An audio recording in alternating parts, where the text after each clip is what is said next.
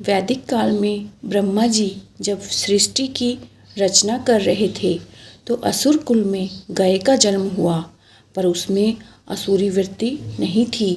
वे परम वैष्णव तथा दैव्य था।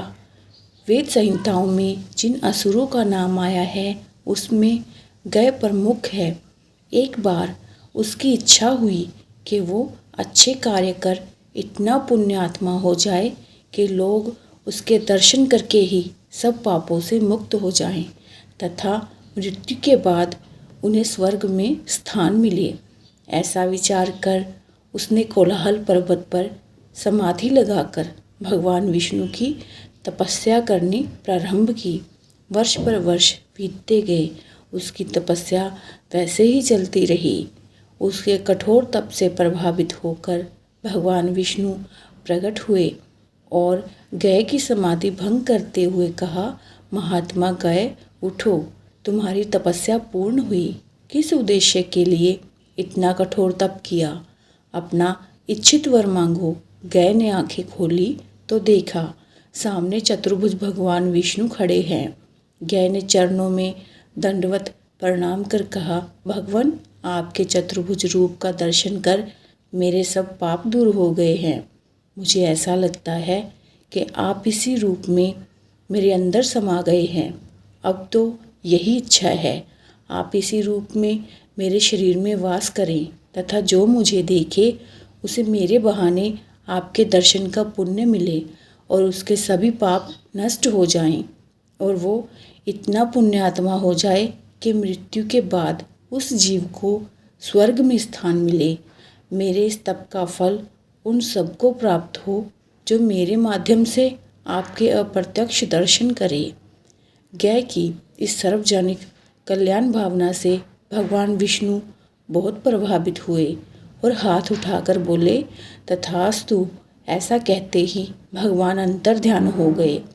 अब गय एक स्थान पर बैठकर सर्व जगह घूम घूम कर लोगों से मिलता।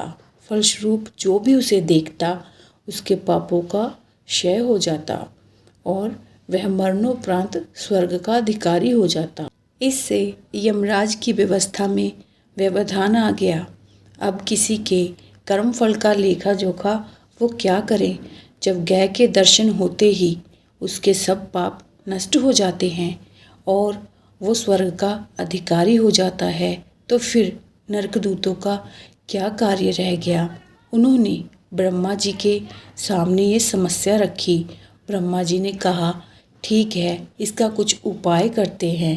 कर्म फल का विधान बना रहना चाहिए।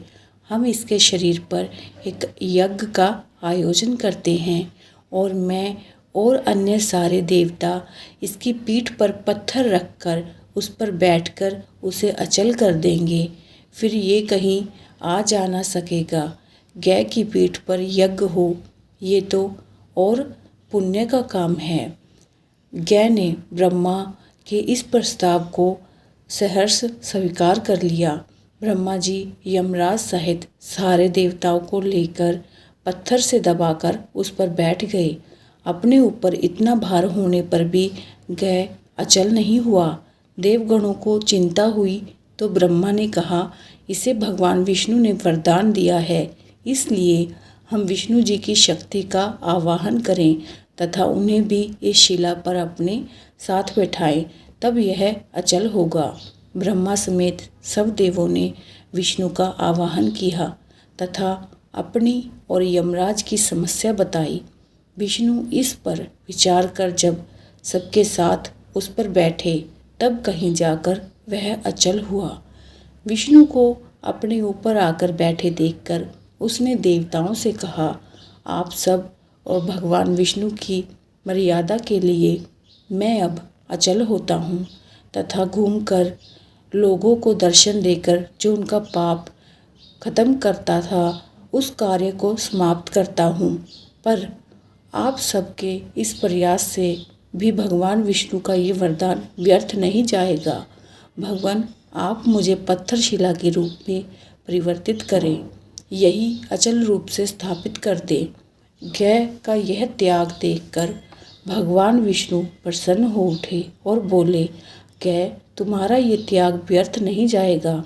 इस अवस्था में भी तुम्हारी कोई इच्छा हो तो वो कहो, मैं उसे पूर्ण करूँगा।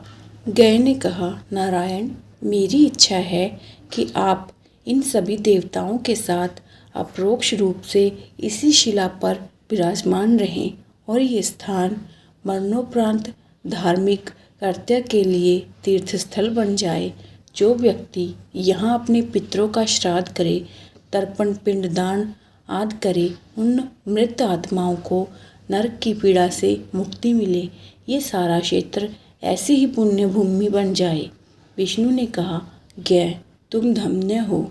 तुमने अपने जीवन में भी जन कल्याण के लिए ऐसा ही वर मांगा और अब मरण अवस्था में मृत आत्माओं की मुक्ति के लिए भी ऐसा ही वर मांग रहे हो।